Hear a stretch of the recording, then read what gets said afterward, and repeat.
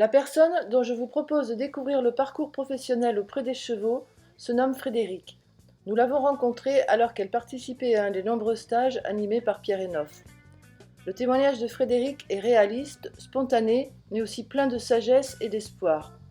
Je vous laisse écouter ce que Frédéric a à nous dire dans le premier chapitre de cet entretien intitulé « Itinéraire d'une maréchale déférente ». À propos, connaissez-vous l'anagramme de Frédéric? Réponse en fin de vidéo.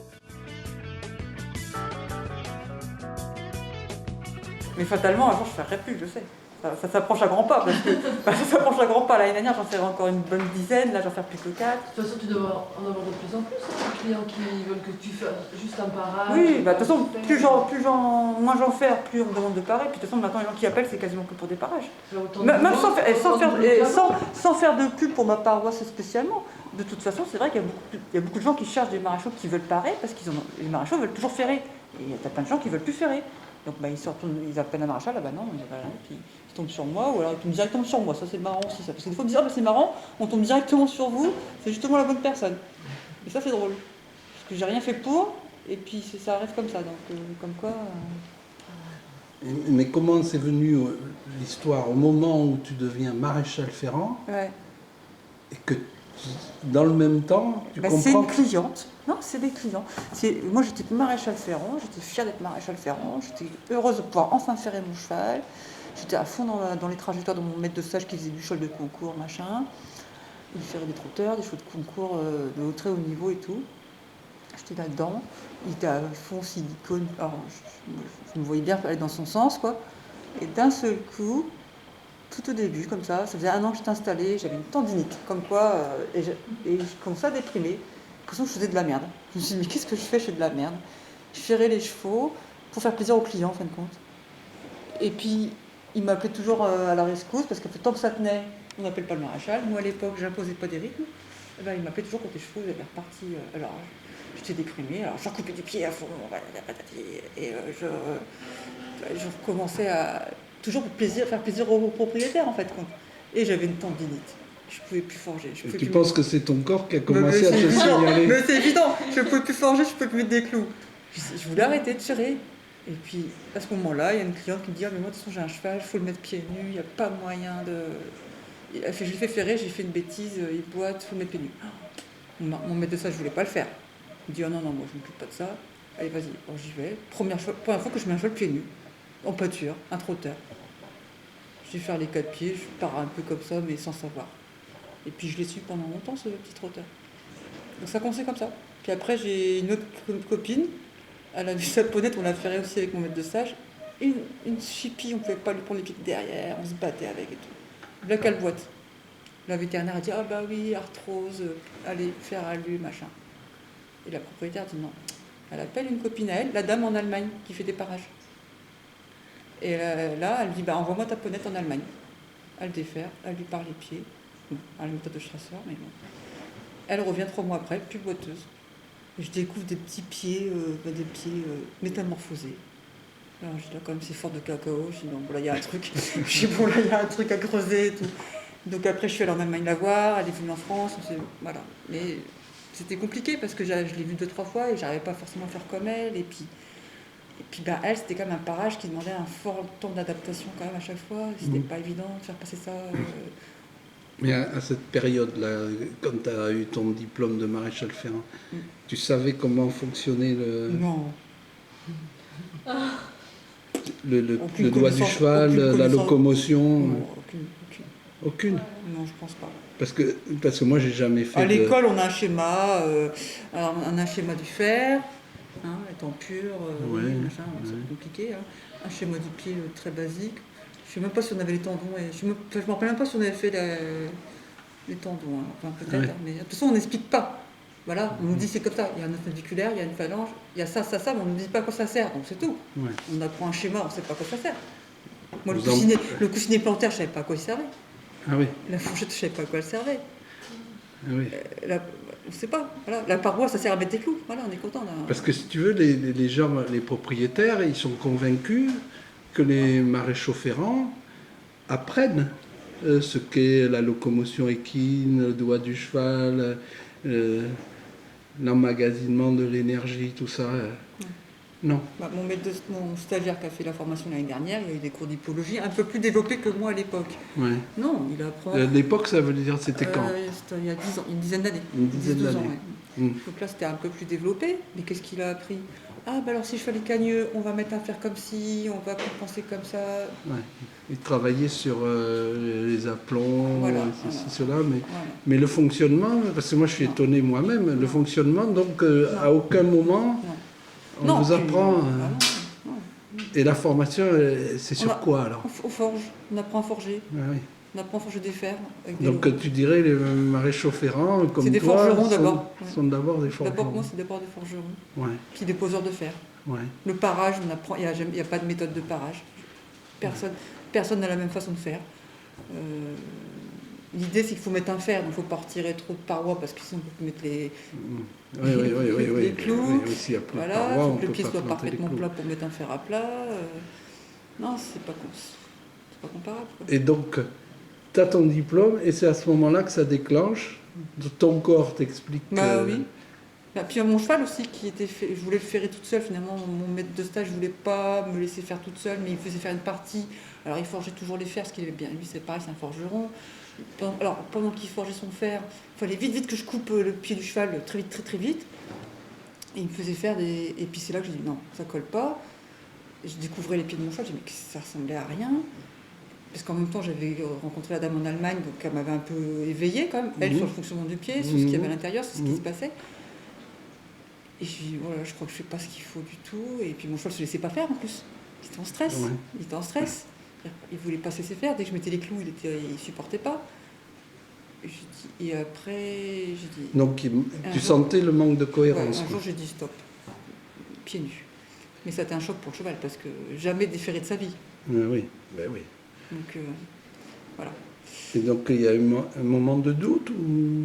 J'ai jamais de doute parce que c'était. En fait, moi, je l'ai déféré moi-même, mais j'ai pas paré. J'ai fait venir la dame d'Allemagne. Elle lui a fait un parage un peu invasif, c'est le cas de le dire. Oui. Il ne sait plus marcher. Oui. Et après, j'étais un peu toute seule avec mon cheval et un peu perdue parce que Oui. j'ai lu des trucs, je comprenais rien. Moi, puis toi aimer casser la pierre, tous ces machins-là, je comprenais un peu rien. Chacun, obscur. Ouais. voilà. Du coup, j'étais perdue et après. Mais ceci dit, j'ai toujours continué à ce moment-là à faire des pieds nus. En me disant, bon, bah, mon cheval, c'est un cas à part, il est vraiment très perturbé. Pour moi, ça a été le cas le plus difficile que j'ai connu, c'était lui, en fait. Je ne connais pas de cheval pour qui c'était plus dur que c'est pas possible. C'est vraiment le cheval. Mais parce qu'il a été ferré jeune, sans doute. Bah, ferré pur sang, ferré très jeune, tout le temps, jamais de déferrage. Plaque, talonnette, complètement isolé du sol. Quoi. Quand il a redécouvert le sol, il s'est dit mais qu'est-ce qui m'arrive? Et donc tu t'es laissé guider par ton beau sens plutôt. Bah oui. Ouais, puis en fait j'ai expérimenté. Je pense qu'il y a beaucoup d'expérimentation. J'ai fini, je me suis dit, de toute façon, je peux pas. À quel sein me vouer? Je savais pas vers qui me tourner. Je perdais mon latin plus qu'autre chose. Donc je me dis, je vais écouter la nature. Je vais suivre le pied. J'essaie de lire le pied et de me dire, ok, je vois pas ce qu'il y a dedans, mais par l'extérieur, j'essaie de deviner comment. Mais moi, ça me paraît incroyable. Parce que pour moi, voilà, j'ai compris quand même qu'il y avait une phalange dans le pied et que finalement, j'essayais de rendre visible ce qui était invisible.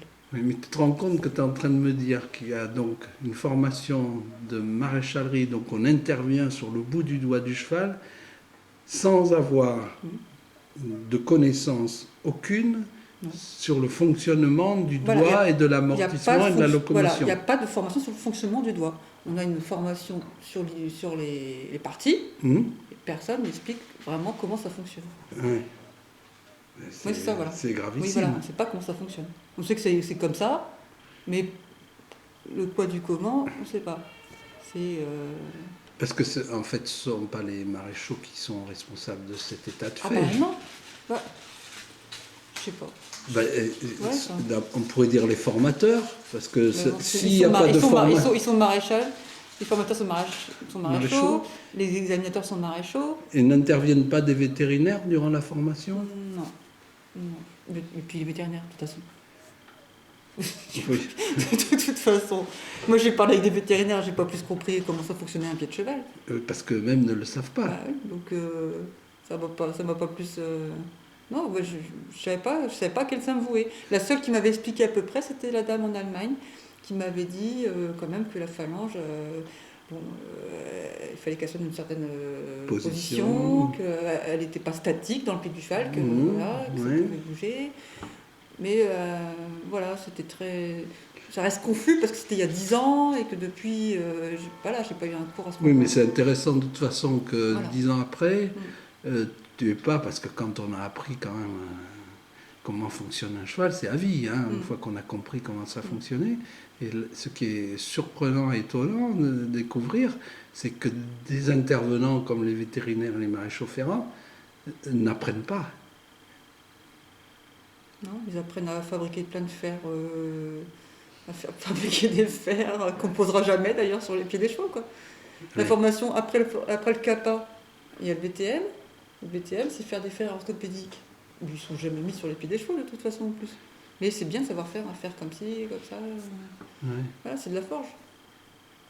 Et donc, et cette histoire d'ongle porteur, elle est présente Ah bah oui. dans tout le Oui, cursus. je pense que ça fait. Voilà, c'est une évidence, c'est même pas la peine de le dire, quoi. Oui, les personnes n'aimaient un Bah, de doute. toute façon, moi pendant très longtemps, je restais avec cette idée quand même que puisqu'on met un fer, voilà, comme quoi on peut parasiter, hein, puisqu'on met un fer sur la périphérie du pied, et ben s'il n'y a pas de fer, il faut laisser sur la périphérie du pied de la paroi pour simuler comme s'il y avait un fer. Donc, Oui. comme quoi j'étais même polluée par ça jusqu'à Oui. ce moment-là. Oui, parce que vous rencontrez par exemple les maréchaux ferrants, ils rencontrent des animaux, ânes ou chevaux, qui ont les pieds en babouche. Ils devraient comprendre que si ça part en babouche, c'est que c'est pas là Ouais, pour. c'est vrai, mais là je l'ai compris quasiment aujourd'hui, moi ça. Je m'étais pas vraiment posé la question non plus. Parce que ça, c'est un signe fort. Ouais, tout à fait. Bah oui, là, tout à l'heure, c'est bizarre, c'est du bon sens finalement. Oui. C'est du bon sens. Et d'ailleurs, c'est pour ça que j'ai toujours dit, par contre, j'ai toujours dit à mes clients, c'est quand même moins grave d'avoir des pieds longs sur un cheval pas ferré, parce que la nature fait quand même ce qu'elle peut. Elle a quand même le moyen de faire ce qu'elle peut pour pas faire trop de dégâts. Alors que sur un pied ferré, il est Il coincé. n'y a pas de choix. Oui. Il est coincé, voilà. Ouais. Donc je dis pas que c'est bien d'avoir des pieds longs sur des pieds pas ferrés, hein, mais C'est moins grave, quand même on peut rattraper effectivement, plus c'est moins facilement les choses, quoi. C'est plus spectaculaire, mais c'est Ouais, moins grave. voilà. Et voilà, mais ça, les gens, du coup, ils sont pas éduqués dans le bon sens. Ils vont être choqués par des choses qui finalement sont, mais qu'on peut vite régler. Et à l'inverse, ils vont voir un pied ferré, c'est une catastrophe, mais il va être beau pour eux parce qu'il est bien graissé, la ferrure elle brille, machin. La fourchette est bien taillée. Voilà. Parce que je me suis toujours d'ailleurs posé la question, à part l'esthétisme, pourquoi les maréchaux taillent comme ça si parfaitement la fourchette? Ouais, je pense que c'est. Ouais, bah, bon, après, si c'est mon avis à moi, hein. Je sais que quand je taillais fort la fourchette, c'est aussi pour moi essayer de rééquilibrer au niveau des talons, de voir mieux, pour voir si je pouvais remettre la bonne hauteur de talon, des choses comme ça. Mais je suis même pas sûre que ce soit pour la même raison qu'ils le font, eux. Hein. Ouais. Moi, c'était ma raison à moi, mais Ouais. je sais pas pour eux. Non, parce qu'on a Non, mais l'impression. les maréchaux ont le souci, effectivement, de faire quelque chose de très esthétique. D'ailleurs, il y en a même qui graissent le pied après la ferrure pour faire bien briller le pied, pour faire plaisir. Je pense qu'il y a toujours un côté de faire plaisir, de montrer aux propriétaires. Puis ils le font de toute bonne foi. Oui, tout à fait. Ouais. Mais c'est vraiment, voilà, livrer un produit, enfin voilà, c'est vraiment. Oui, il y a ça. Oui. Oui, je pense qu'il y a ce côté-là, esthétique. Moi, je vois des maréchaux. J'en connais un, une fois qu'il a arrivé ses clous, il met un petit peu de pâte à bois dans les trous pour pas que ça se voie. Non, mais voilà, ça pousse l'extrême jusque-là, quoi.